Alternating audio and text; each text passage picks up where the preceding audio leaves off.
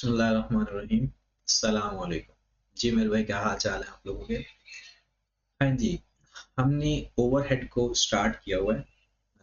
Overhead की हमारी आज तीसरी क्लास है।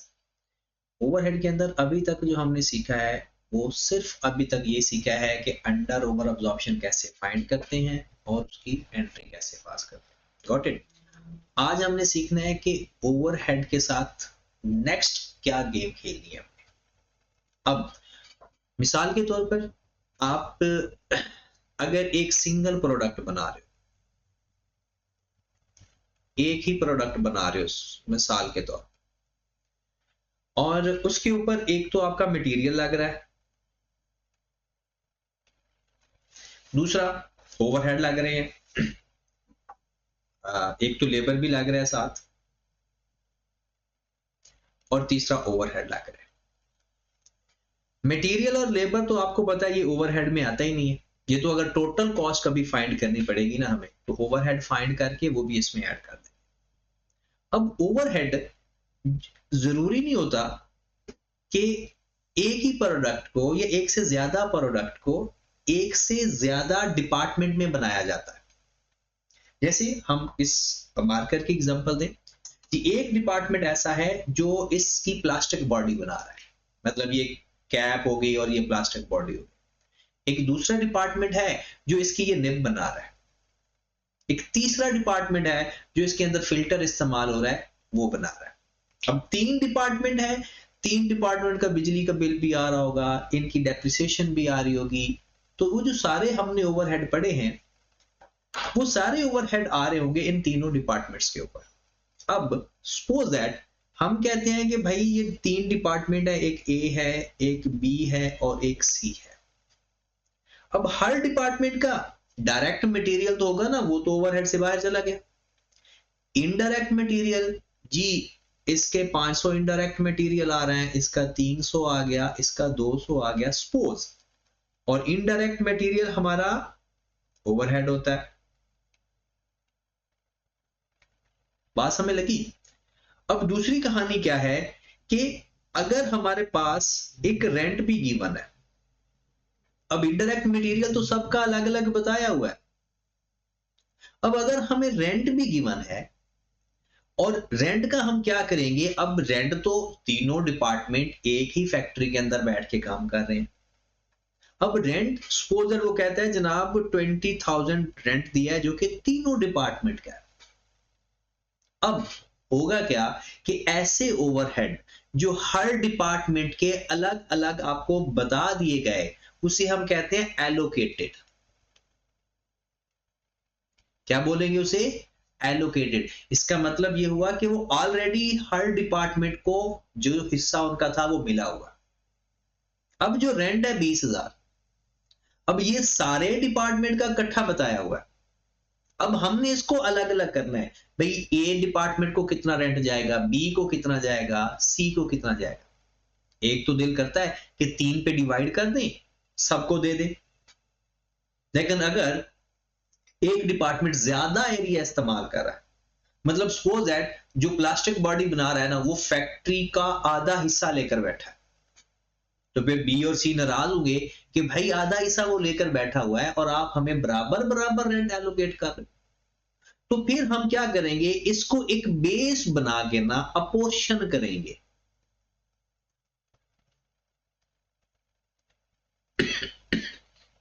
अपोर्शनमेंट का मतलब क्या होगा कि जो 20,000 है, हम ए बी सी को जितना कोई ज्यादा एरिया इस्तेमाल कर रहा है तो ज्यादा अपोर्शन कर देंगे, कम एरिया होगा तो कम। तो हमारा टारगेट है कि एक प्रोडक्ट हो या एक से ज्यादा प्रोडक्ट हो, उनको अगर एक से ज्यादा डिपार्टमेंट बना रहे हैं, अगर एक ही डिपार्टमेंट बना रहा है ना, फिर तो कोई टेंशन ही नहीं ना, सारे ओवरहेड प्लस करके ऐड कर दो।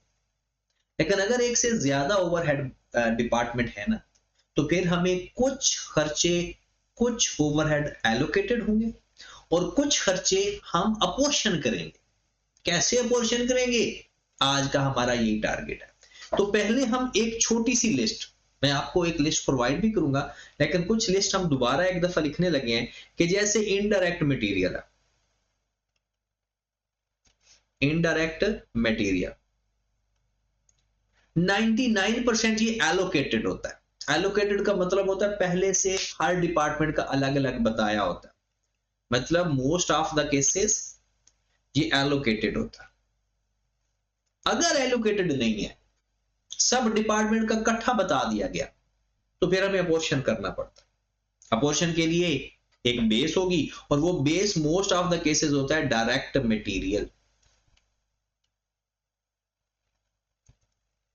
या वो गिवन कर देता है। गिवन कर देगा तो उसको फॉलो करेंगे, नहीं गिवन होगा तो अप्रोप्रिएट बेस ये होगी। इसी तरह इनडायरेक्ट लेबर। हाँ जी मेरे भाई, इनडायरेक्ट लेबर में क्या होगा कि अगर एलोकेटेड है फिर तो है ठीक, अगर एलोकेटेड है फिर तो है ठीक, नहीं तो लेबर आवर्स को देखकर एलोकेट कर देंगे। ठीक होगी बात। अब या अगर उसने खुद बेस गिवन कर दी ना, तो फिर हमारी सारी बेसिस खत्म। हम तब ये अप्रोप्रिएट बेस लिखते हैं जब वो बेस ना दे। फिर उसके बाद होता है जनाब डेप्रिसिएशन। अब डेप्रिसिएशन दो चीजों की होती है, मशीन्स की। अगर मशीन की डेप्रिसिएशन है ना, तो वैल्यू ऑफ मशीन पे, ये हमने पहले भी लिखा था। या फिर बताओ जरा, आपको याद होगा मशीन आवर्स पे, ओके की बात। फिर है जनाब बिल्डिंग की डेप्रिसिएशन, याद है या भूल गए हो? एरिया पे। उसके बाद इंश्योरेंस। इंश्योरेंस भी सपोज दैट मशीन की इंश्योरेंस है, सपोज दैट बिल्डिंग की इंश्योरेंस है,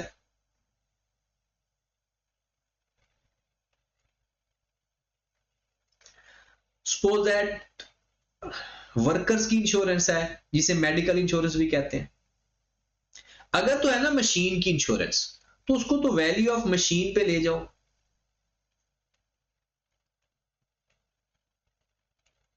या नंबर ऑफ मशीन पे ले जाओ। ठीक है। अगर है ना बिल्डिंग, तो बिल्डिंग का तो जो कुछ भी हो एरिया के ऊपर, बिल्डिंग का तो जो कुछ भी होगा एरिया के ऊपर होगा, और वर्कर की नंबर ऑफ वर्कर के ऊपर।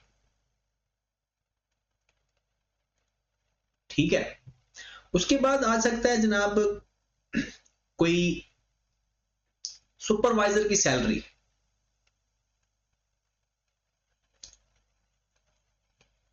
सुपरवाइजर की सैलरी, ये सारे ओवरहेड ही है ना, इसको भी सीधा सीधा नंबर ऑफ वर्कर्स के ऊपर।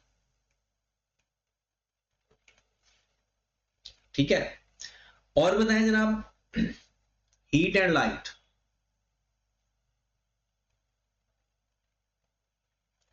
हीट एंड लाइट के बारे में हमने सीखा था कि ये ओवरऑल बिल्डिंग के अंदर जो हीट एंड लाइट इस्तेमाल हो रही होती है उसको हम कहते हैं, और ये फिर किसके ऊपर होनी चाहिए?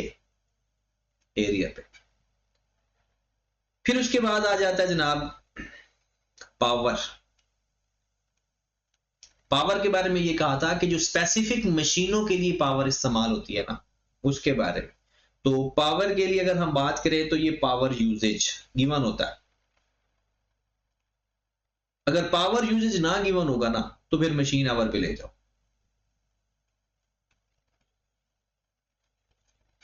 ओके की बात। उसके बाद और क्या हो सकता है मेरे भाई? पावर यूजेज हीट लाइट, और क्या हो सकता है? और भी जो भी गिवन होगा, सपोज एट हमारे पास स्टोर एंड स्पेयर्स गिवन है, तो जितना स्टोर एंड स्पेयर कंजम्पशन होगी उस बेस के ऊपर, consumption of store and spheres के ऊपर। फ्यूल कॉस्ट अगर गिवन है मशीन आवर्स के ऊपर, क्योंकि मशीनों पे फ्यूल लग रहा होता है, मशीन आवर्स के ऊपर, जो मशीन जितने घंटे चलेगी उतने ज्यादा फ्यूल की कंजम्पशन करेगी। तो ये मेरे भाई कुछ छोटी सी हमने पढ़ी ये लिस्ट है इस लिस्ट को आप देखें, ये पहले भी हमने एक दफा देखी है और मैं ये लिस्ट आपको शेयर भी करूंगा उसमें अप्रोप्रिएट बेस बना के। तो आपने इसको एक नजर नहीं, अच्छी तरह से देखकर याद करना है कि भाई कौन सा ओवरहेड है, उसकी कौन सी अप्रोप्रिएट बेस बनती है। ठीक होगी बात। फिर इस सवाल को फिर हल कैसे करते हैं, इसको हल करने का तरीका, एक सवाल आज हम करते हैं, उसका मैं तरीकाकार भी आपको बताता हूं। फिर अगला लेक्चर सुनने से पहले ये बात याद रखनी है हमेशा कि जब भी आपने नेक्स्ट लेक्चर सुनना है पिछली असाइनमेंट करने के बाद, ताकि आपके अगले लेक्चर के अंदर पिछली असाइनमेंट्स के पॉइंट डिस्कस किए जाएंगे, तो पहले वो आप हल करोगे तो पता चलेगा ना। तो एक दफा कंप्लीट करना है फिर नेक्स्ट। ठीक है, चलें जी बिस्मिल्लाह करते हैं, क्वेश्चन की तरफ आए जरा जी। आपको क्वेश्चन गिवन है ओवरहेड का, लिखा हुआ है प्रीपेयर, रिक्वायरमेंट अगर आप देखें इसकी, लिखा हुआ है prepare allocation and apportionment of overhead sheet, फिर prepare reapportionment sheet overhead under the direct allocation method. ये अभी हमने नहीं करना, हम सिर्फ ए पार्ट करते हैं। इस लेक्चर में हमारा टारगेट सिर्फ ए पार्ट करने का है, फिर अगले जो नेक्स्ट हमारा लेक्चर होगा उसमें हमने करना है रीअपॉर्शनमेंट। तो ये बहुत सा आसान काम है, आपको बताया गया है। तो हम सवाल हल करते हैं और इसका तरीकाकार क्या होगा जी। कंपनी का नाम पहले लिखेंगे, जो भी है ए जे एफ ए, जो भी कंपनी का नाम होगा। फिर हम लिखेंगे allocation and apportionment of overhead, जो रिक्वायरमेंट है, फिर रिक्वायरमेंट लिखेंगे एलोकेशन एंड अपॉर्शनमेंट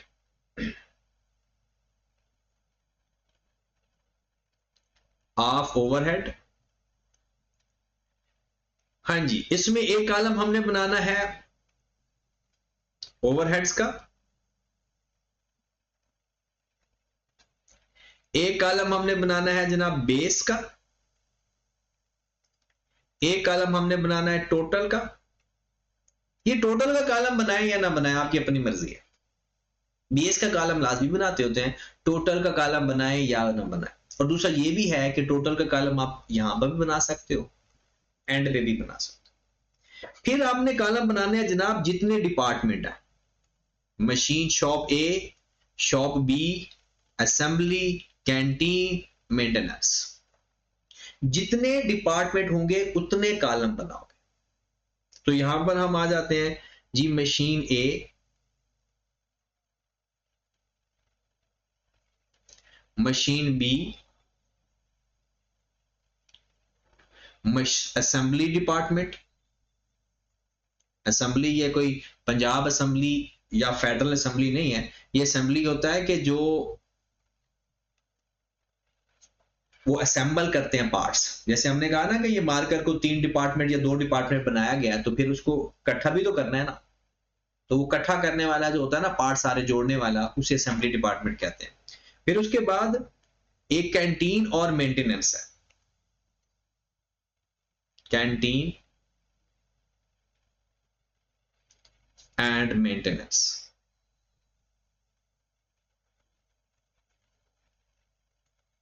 लो मेरे भाई, सबसे पहले आपने ये हेडिंग देनी है,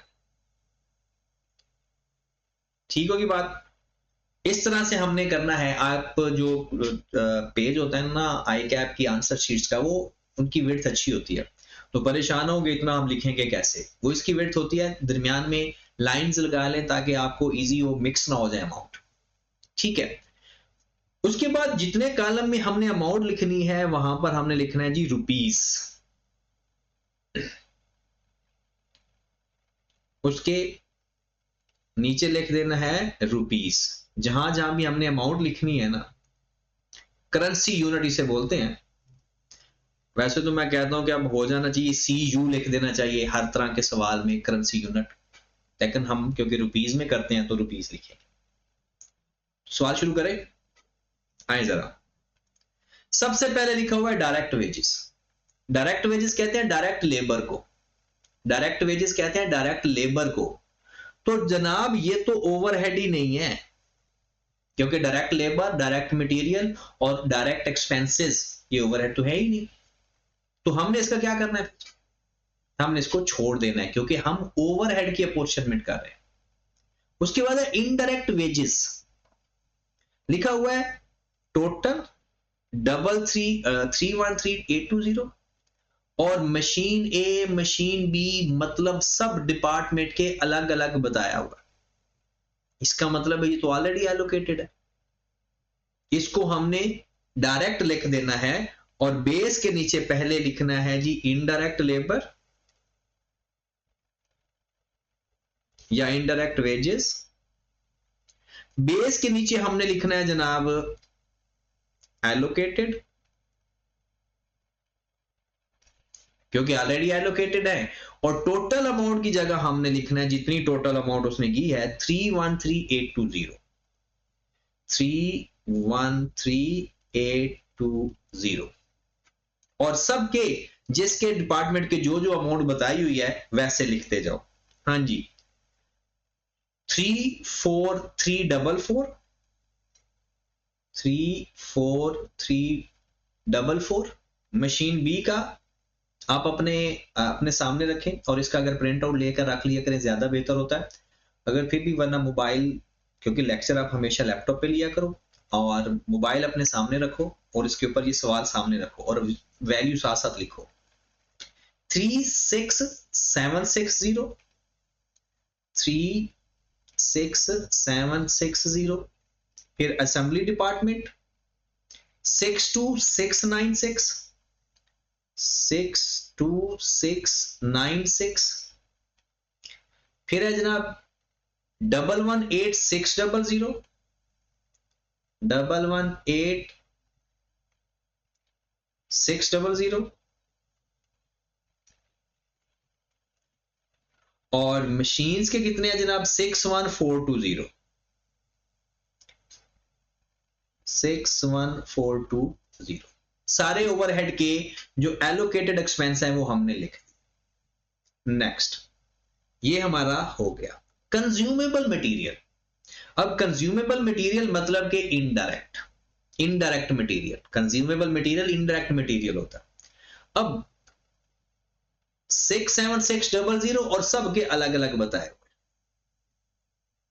और इसका बताया ही नहीं हुआ, तो जो इसके बताए हुए हैं वो हम लिख देते हैं। इसकी भी बेस में क्या लिखा जाएगा, इनडायरेक्ट मटेरियल या कंज्यूमेबल मटेरियल लिख लें। इनडायरेक्ट मटेरियल,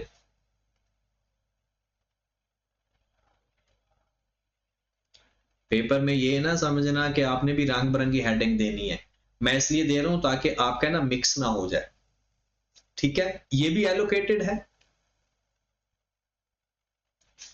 और इसकी अमाउंट कितनी गिवन है जनाब 67600, और फिर सबकी अलग अलग गिवन है, तो एज इट इज लिखेंगे 25,600, 34,800, ये आप देखें 25,600 गिवन है, 34,800, 4,800 और 2,400, 4,800 और 2,400, और इस डिपार्टमेंट में है ही, क्योंकि इसी डिपार्टमेंट ने तो सर्विस दी हुई है कुछ। फिर उसके बाद लिखा हुआ है जनाब नेक्स्ट हमारे पास है रेंट। अब ये देखें खाली है, इसका मतलब है इसको हमने एलोकेट कर, अपोर्शन करना। सो अब ये नीचे एडिशनल इंफॉर्मेशन में उसने सब कुछ बताया होता है, ये देखें। बताओ इस सारे में से कौन सी बेस रखेंगे रेंट एंड रेट्स की, area, value of machine, power uses, direct labour या मशीन यूज। अब खुद बताएं, रेंट एरिया के अलावा कोई और बेस बन सकती है? अब तरीकाकार भी सुने ध्यान से, लिखना छोड़ दें, सुन लें। देखें, जितनी अमाउंट गिवन होगी, जैसे यहां पर गिवन है 66,800, जितनी अमाउंट गिवन है उसको टोटल एरिया पे डिवाइड करेंगे, और ये कैसे आया, इन सब को प्लस करके, मतलब सब एरिया को प्लस करके डिवाइड कर देंगे। मतलब 66,800 को डिवाइड कर देंगे 90,000। ठीक है, अब शॉप ए के एरिया से मल्टीप्लाई करेंगे तो शॉप ए का आंसर आ जाएगा, शॉप बी के एरिया से मल्टीप्लाई करेंगे, असेंबली के एरिया से मल्टीप्लाई करेंगे, कैंटीन के एरिया से, मेंटेनेंस के एरिया से। दोबारा सुने, टोटल रेंट एंड रेट्स की amount divided by total area, जो बेस होगी total overhead divided by total base multiplied by जिस बेस के जो बेस गिवन हो। ठीक है, तो जरा निकाले कैलकुलेटर अपना। तो 6600 हम पहले यहां पर लिख लेते हैं, तो यहां पर ही लिख लेते तो ज्यादा अच्छा होता। 66,800 डिवाइडेड बाय 90,000 मल्टीप्लाई 20,000 करेंगे तो मशीन ए का आ जाएगा। कितनी अमाउंट आ रही है?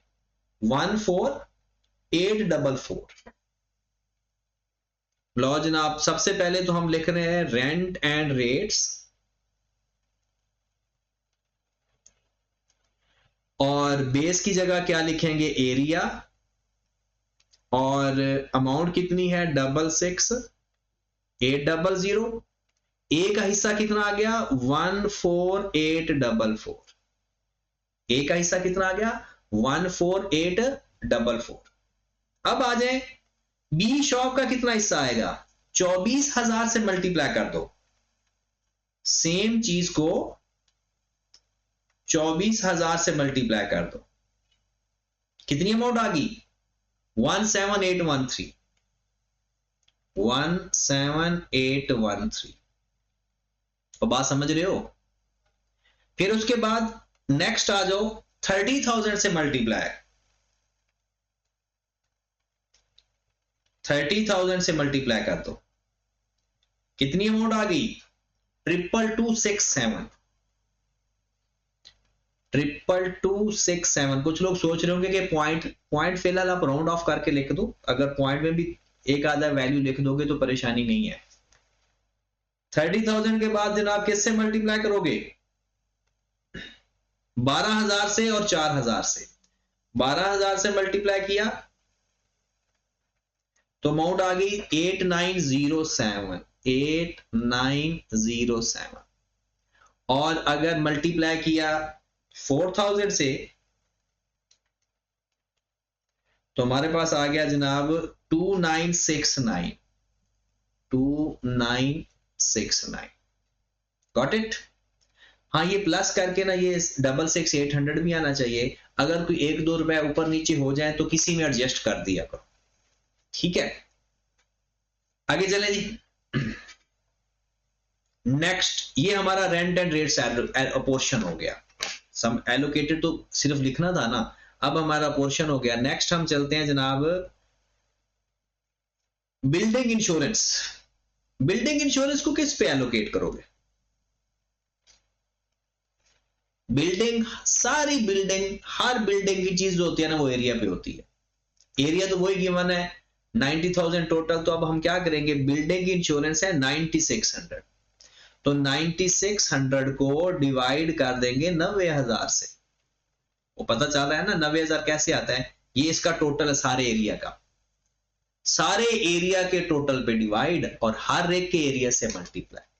तो जनाब 9600 डिवाइडेड बाय 90,000 मल्टीप्लाइड बाय पहले 20,000।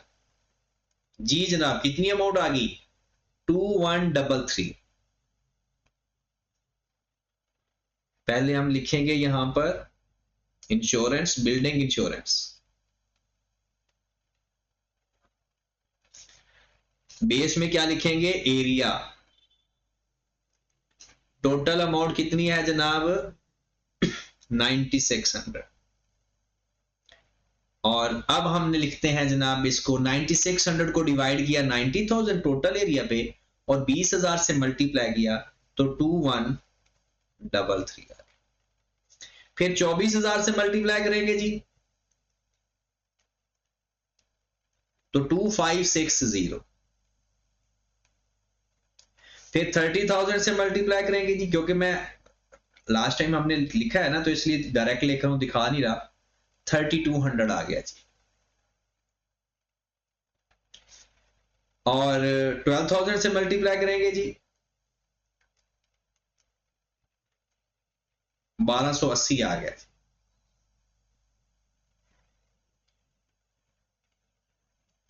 और 4,000 से मल्टीप्लाई करेंगे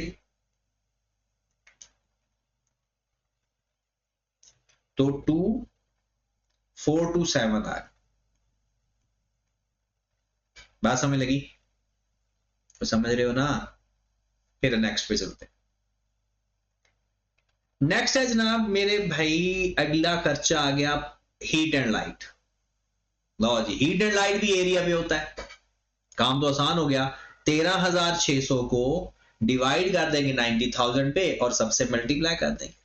आ जाए हीट एंड लाइट।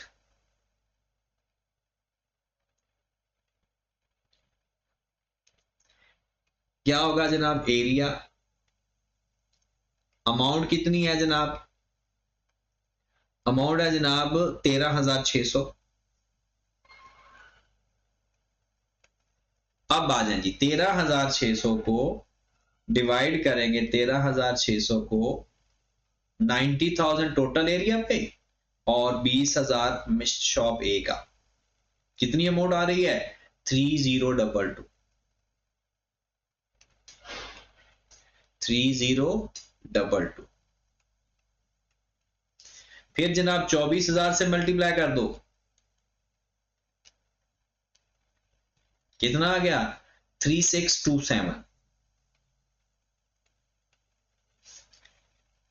फिर जनाब 30,000 से मल्टीप्लाई कर दो 4533। आप खुद भी करना शुरू कर दो, चाहे हमारे पहुंचने से पहले करना शुरू कर दो। 1813 और 4,000 से मल्टीप्लाई करेंगे। कितना अच्छा होता अगर आप मेरे सामने बैठ के वर्किंग कर रहे होते, मुझे मेहनत ही ना करनी पड़ती। ठीक है ना? बस खुद ही कैलकुलेटर इस्तेमाल करते जाते और मुझे लिखवाते जाते। हीट एंड लाइट के बाद बताएं जनाब कौन सा है? पावर। अब पावर में ये सारी बेसिस तो आपको बताई हुई है ना। पावर किस पे आएगा? पावर यूजेज पे। 100 टोटल है और सबका अलग अलग बताया हुआ है, तो 100 पे डिवाइड और सबसे मल्टीप्लाई। तो पावर का है क्या? 34,400। पावर। एरिया और बेस क्या होगा? बेस होगा पावर यूजेज। यूजेज लिख लो। और खर्चा कितना है टोटल जनाब? 34,400। ओके की बात। अब किस पे डिवाइड करेंगे? टोटल पावर यूजेज 100% है और सबकी जितनी यूजेज आती जाती है उससे मल्टीप्लाई करते जाओ। तो 34,400 को सबसे पहले हम मल्टीप्लाई करते हैं 54 से। तो 54 से या 0.54 से डायरेक्ट मल्टीप्लाई कर दो। समझदार तो आप हो। 18,576 18,576। फिर जनाब मल्टीप्लाई करो 40 से। कितनी अमाउंट आ गई? 13,760। फिर जनाब मल्टीप्लाई कर दो 40 से, सॉरी 3 से।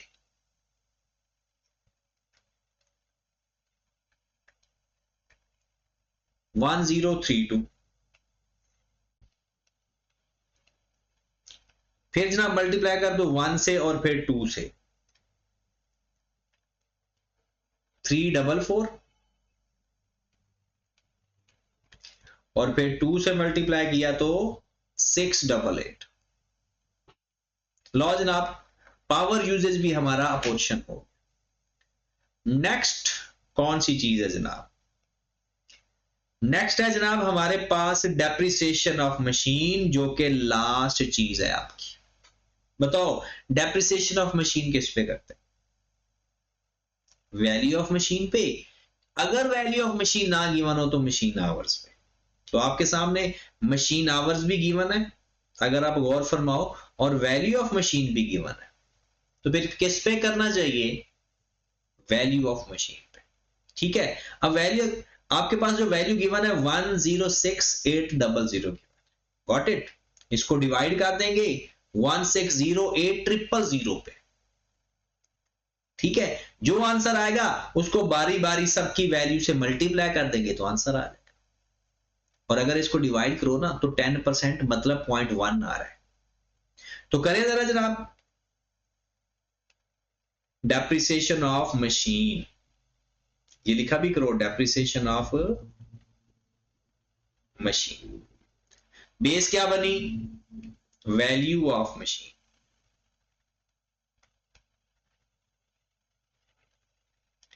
टोटल अमाउंट कितनी? डेप्रिसिएशन की अमाउंट लिखनी है, मशीन की ना अमाउंट लिख देना।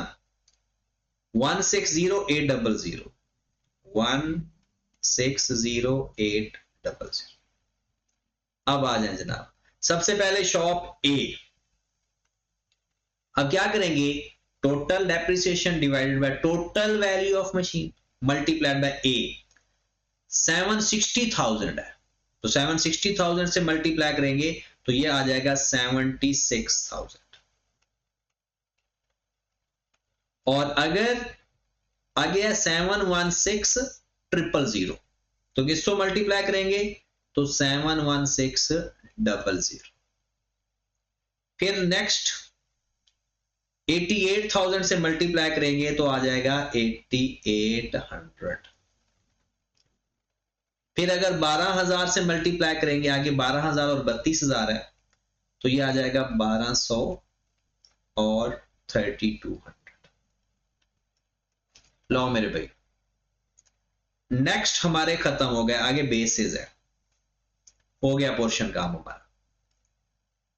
ठीक होगी बात? अब इस सब का टोटल कर लेंगे,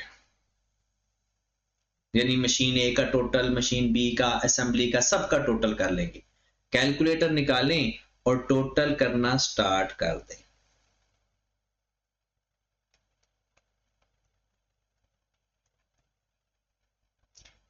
सारे डिपार्टमेंट्स का जनाब टोटल करना स्टार्ट कर देंगे और मुझे भी लिखवाते जाएं। ठीक होगी बात? करो जरा टोटल, जो भी टोटल आएगा मैं अज्यूम करके बता देता हूं, इन सब का अपने अब टोटल करना, और कुछ नहीं करना फिलहाल। तो जो भी टोटल आएगा, मशीन ए का टोटल, मशीन बी का, यहां पर आप टोटल सबका लिख दोगे। ठीक है,